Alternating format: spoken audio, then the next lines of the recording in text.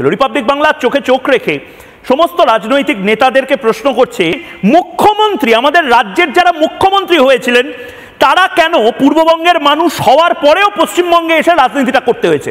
পূর্ববঙ্গে শেখ মুজিবুর রহমান যেভাবে রাজনীতিটা করেছিলেন তারা কেন রাজনীতিটা করতে পারেনি? কেন ওপার ছেড়ে এপারে আসতে হয়েছিল প্রফুল্ল ঘোষকে? মালিকান্দা ঢাকার ভূমিপুত্র প্রফুল্ল ঘোষ আমাদের মুখ্যমন্ত্রী ছিলেন। প্রফুল্ল সেনহাটি খুলনার মানুষ ছিলেন।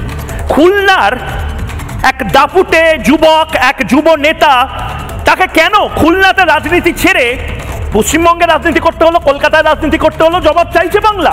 বিধানচন্দ্র রায়, ডাক্তার বিধানচন্দ্র রায় শ্রীপুর খুলনার মানুষ ছিলেন। বিধানচন্দ্র রায় কেন বাংলাদেশের প্রধানমন্ত্রী হতে পারলেন না? কেন পূর্ববঙ্গের তিনি মুখ্যমন্ত্রী হতে পারলেন না? আজ তার জবাব বাংলার মানুষ চায়। যারা সেকুলার তাদেরকে এই জবাব দিতে হবে। সিদ্ধার্থ শঙ্কর রায় এপার বাংলায় এসে ইমার্জেন্সির সময় সবচেয়ে বড় ভূমিকা, কেন তাকে পালন করতে হলো? কেন পূর্ববঙ্গে তিনি রাজনীতিটা করতে পারলেন না? কোন সিপিআইএম এর নেতা এই প্রশ্নের উত্তর দেবে? কেন শেখ মুজিবুর রহমানের জায়গায় জ্যোতি বোস বাংলাদেশের প্রধানমন্ত্রী হতে পারলেন না? বা বুদ্ধদেব ভট্টাচার্য এত সংস্কৃতি, এত শিক্ষা নিয়ে কেন কলকাতায় আমাদের মুখ্যমন্ত্রী বুদ্ধদেব ভট্টাচার্য হলেও পূর্ববঙ্গের মুখ্যমন্ত্রী হতে পারলেন না?